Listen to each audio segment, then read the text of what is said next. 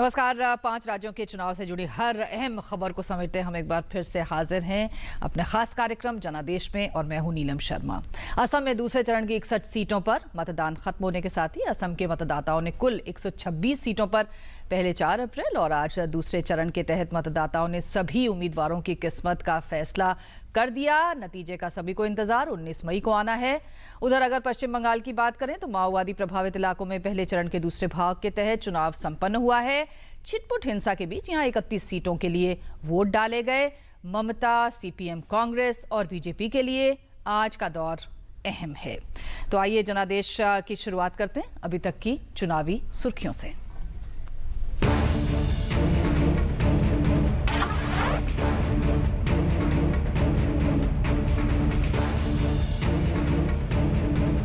छब्बीस सीटों के लिए चुनाव समाप्त हुआ। 19 मई को आएंगे नतीजे।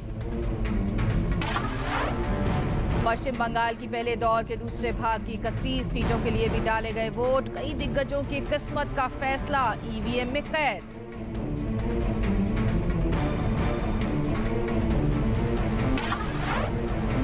चुनाव आयोग ने असम के मुख्यमंत्री तरुण गोगोई को आदर्श आचार संहिता के उल्लंघन का पाया दोषी।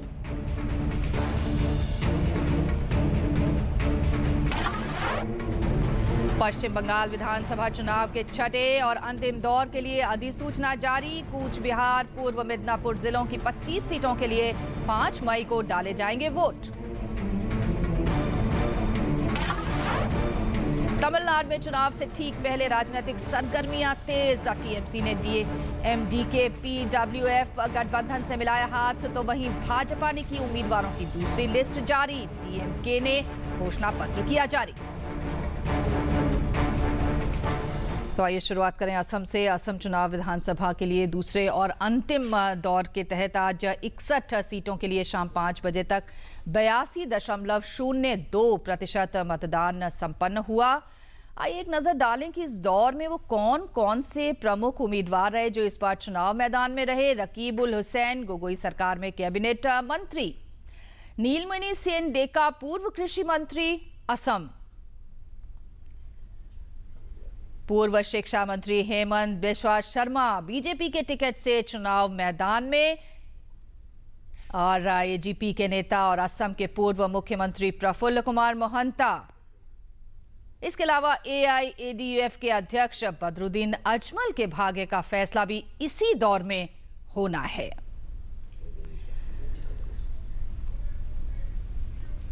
तो अगर देखें तो असम की कुल 126 सीटों के लिए 4 और 11 अप्रैल को हुए चुनाव में तमाम उम्मीदवारों की जो किस्मत है वो तो ईवीएम में कैद हो गई है और 19 मई को नतीजे भी आने हैं। और अगर हम देखें कुल मतदाताओं की संख्या तो आपके स्क्रीन्स में इस समय यहाँ पर आप देख सकते हैं 1,99,00,000 और उसके अलावा और जो नतीजे हैं वो 19 मई को संपन्न होंगे, जिनका हर किसी को इंतजार रहने वाला है।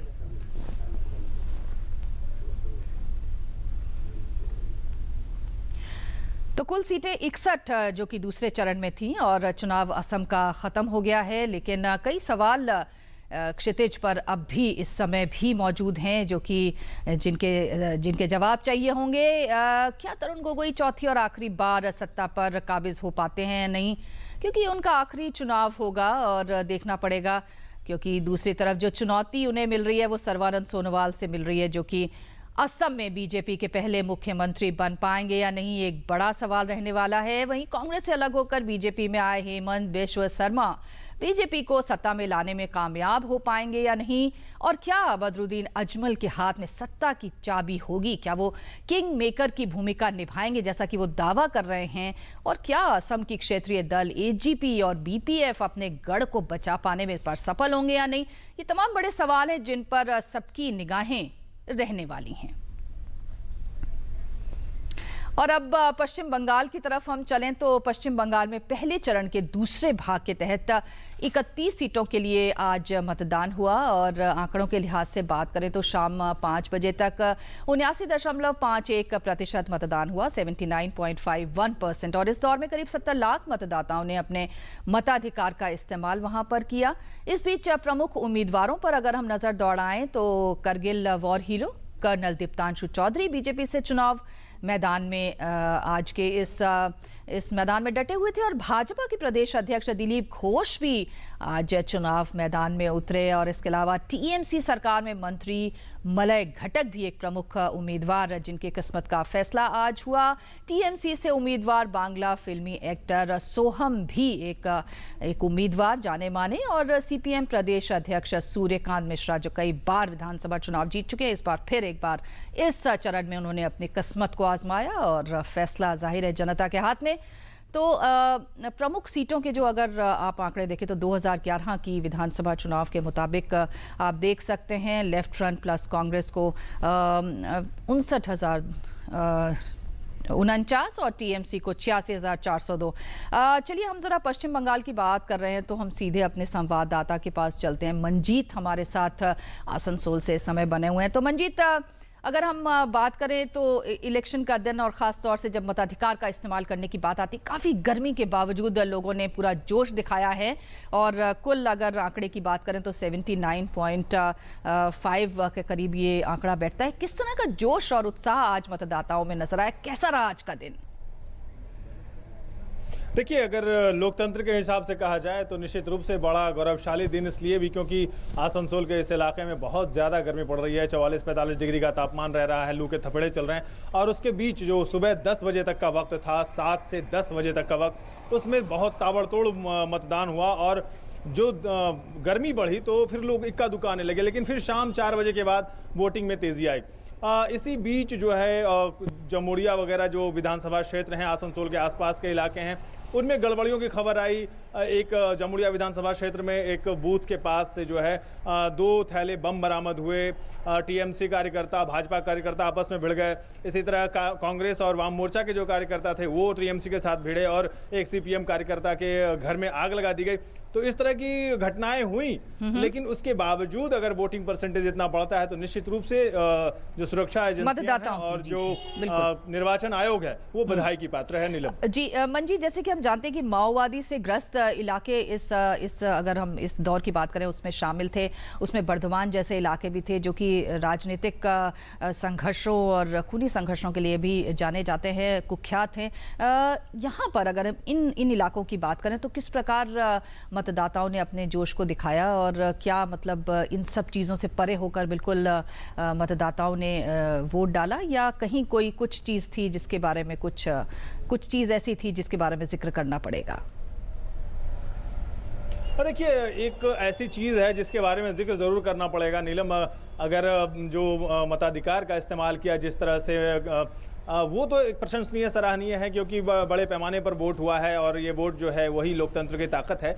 लेकिन जो विकास के जिस मुद्दे पर वोटिंग होनी है, शायद कहीं ना कहीं उसमें एक छलावा दिखा कि जो विकास के वायदे हैं जिस तरह से, और ख़ास करके मैं ज़रूर जिक्र करना चाहूँगा भ्रष्टाचार का मसला या फिर ज़बरदस्ती कई बार डराने धमकाने की भी खबरें आई। तो ये एक ऐसा कहीं ना कहीं जो मैं अगर ये ज़रूर जिक्र करना चाहूँगा कि अगर जो सत्ताधारी दल है वो अपने आप को बैकफुट पर महसूस कर रहा था, क्योंकि इस इलाके में जहाँ भारतीय जनता पार्टी एक बढ़ती हुई ताकत है, वहीं कांग्रेस और वाम मोर्चा ने जो हाथ मिलाया तो बैकफुट पर नजर आई तृणमूल कांग्रेस। तो ये एक बड़ा संकेत इस इलाके से गया कि माओवादी इलाके, हालांकि जंगल महल पहले ही चरण में बहुत शांतिपूर्ण तरीके से निपट गए थे इलेक्शन नीलम, लेकिन वर्धमान ही वो इलाका है जहां से बम बनाने के जिसका प्रधानमंत्री भी बार बार जिक्र करते हैं कि यहाँ पर ऐसे ऐसे घर भी हैं गाँव में जहाँ बम बनाए जाते हैं। तो अशांत इलाका है, फिर भी कुल मिलाकर अगर कहा जाए जो घटनाएं हैं छिटपुट घटी हैं, उसके अलावा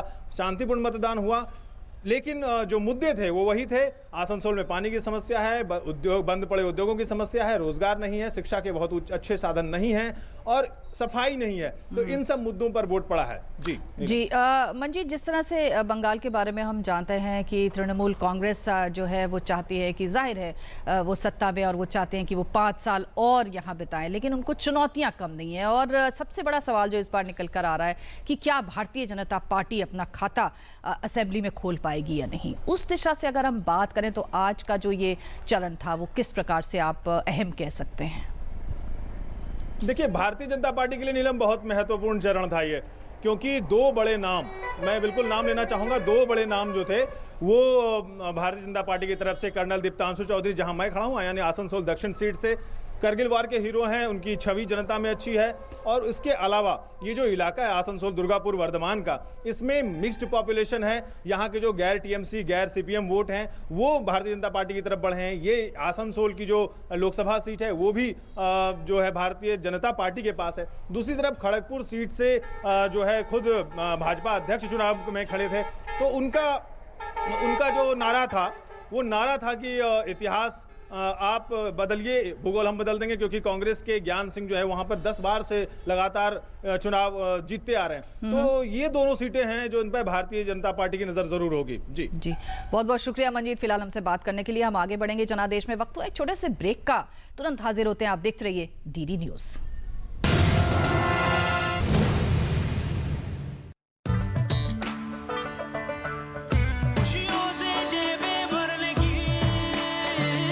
अब सिर्फ 31,000 रुपए में खुशियां घर लाइए। बजाज सिटी 100, खुशियों का जैकपॉट। सूखा हो या बेमौसम की बरखा हो, कीड़ा लगे खेत में या दुविधा हो, बहुत ही कम प्रीमियम पे पूरी हो भरपाई, फसल बीमित रहे कटाई के बाद भी भाई। हाँ, ऋणी या अऋणी अब हर किसान लाभ उठाए। एक मौसम कदर है, सब किसान बीमा कराए। प्रधानमंत्री फसल बीमा योजना से हर किसान मुस्काए। कृषि और किसान कल्याण मंत्रालय द्वारा किसान हित में जारी। उंगली थाम के जिसने चलना सिखाया, कड़ी मेहनत करके हमको पढ़ाया, हमारी खुशियों को अपनी खुशी बनाया, जिंदगी के हर सुख दुख में जो एक साया बनकर साथ रहे, ढलती उम्र में इन्हें अकेला ना छोड़ें। ध्यान रखें, माता पिता एवं वरिष्ठ नागरिक भरण पोषण एवं कल्याण अधिनियम 2007 के तहत माता पिता की देखभाल करना हमारा कर्तव्य है और उनको बेसहारा छोड़ना एक दंडनीय अपराध है। सामाजिक न्याय और अधिकारिता मंत्रालय, भारत सरकार द्वारा जनहित में जारी।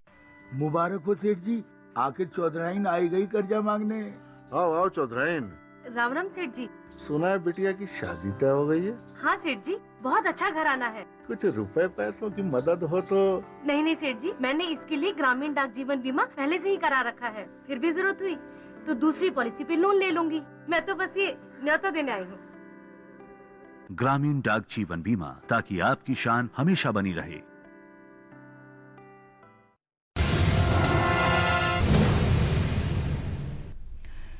जनादेश में एक बार फिर से आपका स्वागत है। आइए हम सीधे चलें असम के गुवाहाटी, जहां पर आज अंतिम दौर का मतदान हुआ। बिक्रमजीत सिंह हमारे संवाददाता वहां बने हुए हैं। तो बिक्रम, अगर आंकड़ों की बात करें तो बहुत ही ज़्यादा अच्छा बम्पर मतदान कह सकते हैं, 82.2% ओवरऑल।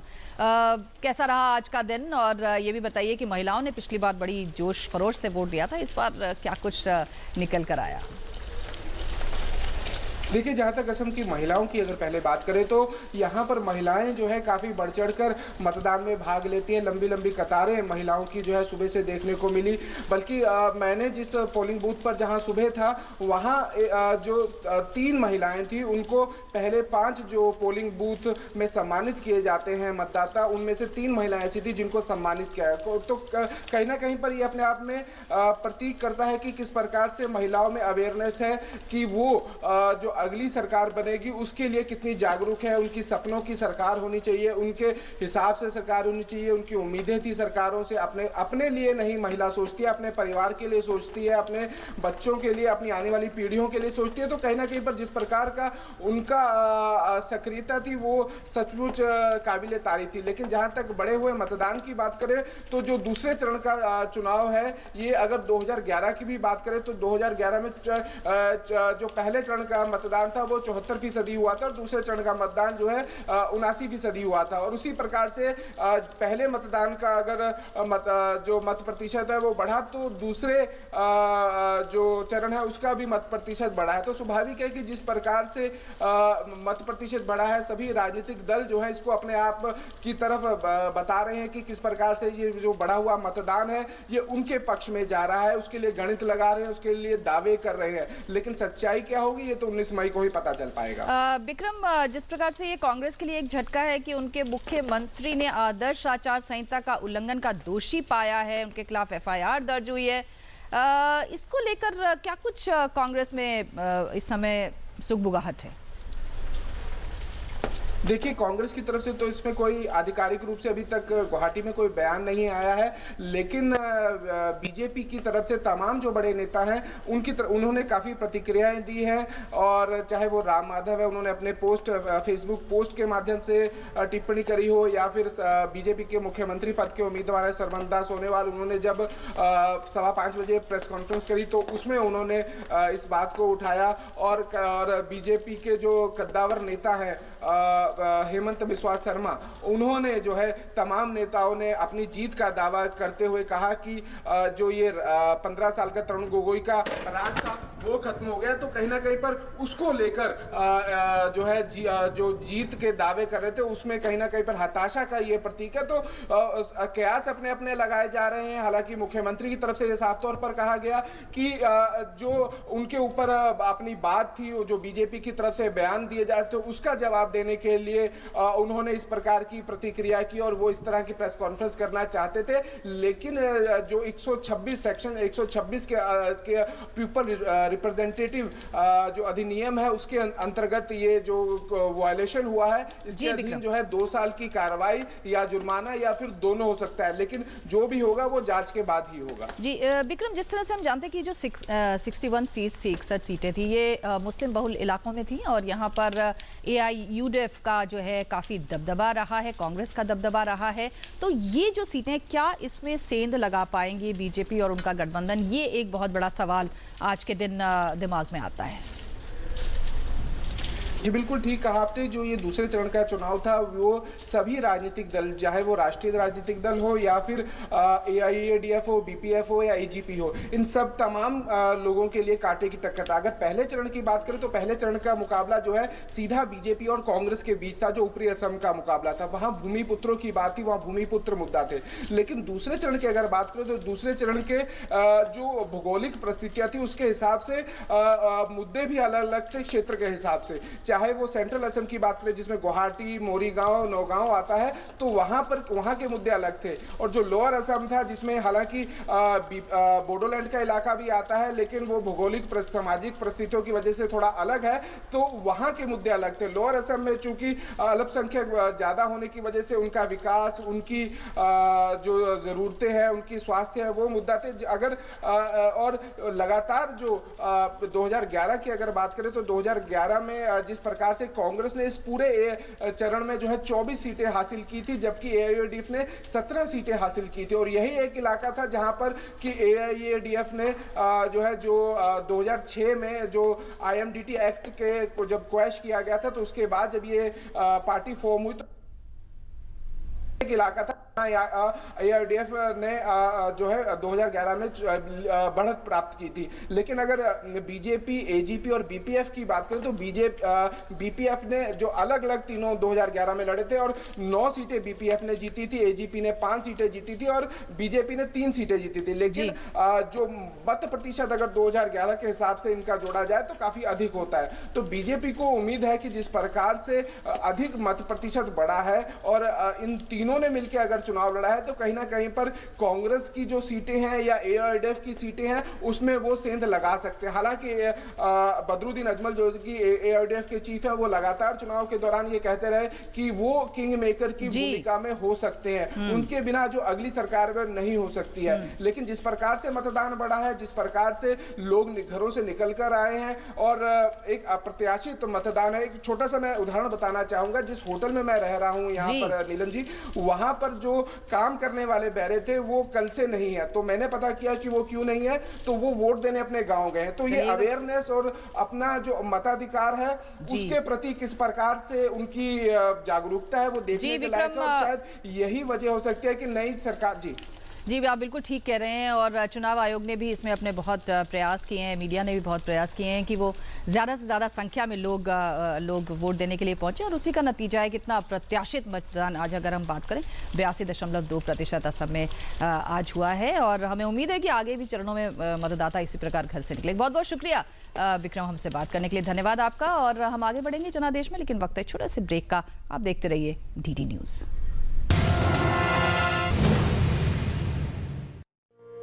सूखा हो या बेमौसम की बरखा हो, कीड़ा लगे खेत में या दुविधा हो, बहुत ही कम प्रीमियम पे पूरी हो भरपाई, फसल बीमित रहे कटाई के बाद भी भाई। हाँ, ऋणी या अऋणी अब हर किसान लाभ उठाए, एक मौसम कदर है सब किसान बीमा कराए, प्रधानमंत्री फसल बीमा योजना से हर किसान मुस्काए। कृषि और किसान कल्याण मंत्रालय द्वारा किसान हित में जारी। गांव का स्कूल अब समय पर खुलता है, शिक्षक भी नियम से आते हैं, गांव का स्वास्थ्य केंद्र, डाकघर, बैंक सब सुचारू रूप से चल रहे हैं, रोजगार के अवसर भी बढ़े हैं, और ये सब मुमकिन हुआ है प्रधानमंत्री ग्राम सड़क योजना के कारण। गाँव शहर को जोड़ते, राह विकास की खोलते, गाँव-गाँव में बनी सड़क, प्रधानमंत्री ग्राम सड़क। गांव-गांव का विकास प्रधानमंत्री ग्राम सड़क योजना के साथ।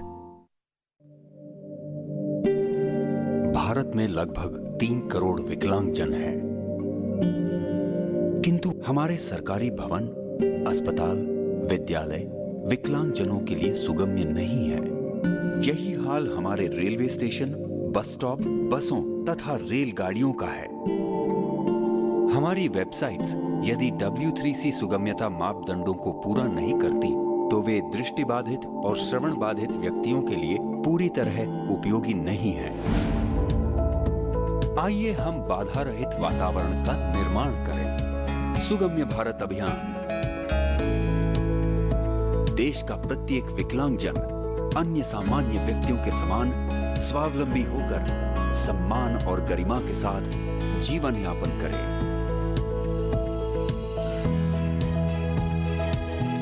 सुगम्य भारत, सशक्त भारत।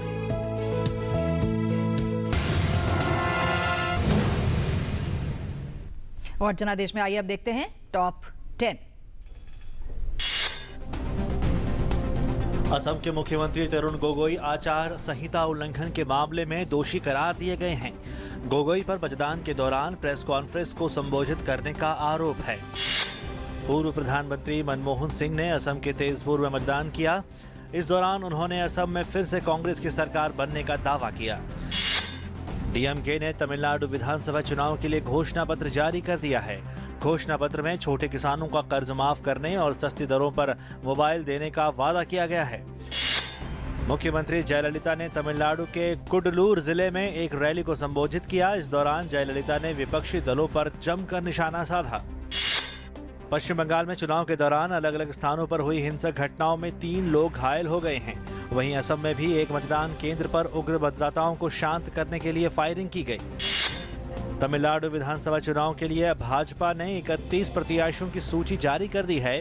प्रदेश भाजपा अध्यक्ष टी सुंदरराजन को विरुगाम बक्कम सीट से टिकट दिया गया है। पश्चिम बंगाल में छठे दौर के मतदान के लिए आज चुनाव आयोग ने अधिसूचना जारी कर दी। छठे दौर में कूच बिहार और पूर्व मेदिनीपुर जिले की 25 विधानसभा सीटों पर 5 मई को वोट डाले जाएंगे। पीएमके ने तमिलनाडु विधानसभा चुनाव के लिए 45 उम्मीदवारों की पहली सूची जारी कर दी है। पार्टी के 2 महासचिवों के अरुमुगम को चेंगलपट्टू और ए तमिझारासु को ओमालूर से टिकट दिया गया है। तमिलनाडु में डीएमके के नेतृत्व वाले तीसरे मोर्चे ने चेन्नई से अपने संयुक्त चुनावी अभियान की शुरुआत की। गठबंधन के नेताओं ने वादा किया कि सत्ता में आने के बाद गठबंधन भ्रष्टाचार के खात्मे के लिए काम करेगा। पुडुचेरी की यानम विधानसभा सीट से कांग्रेस प्रत्याशी मल्लादिक कृष्ण राव के खिलाफ आचार संहिता उल्लंघन का मामला दर्ज कर लिया गया है। राव पर एक जनसभा के दौरान मतदाताओं को प्रलोभन देने का आरोप है। तो जनादेश के आज के अंक में बस इतना ही। आप देखते रहिए डीडी न्यूज़। नमस्कार।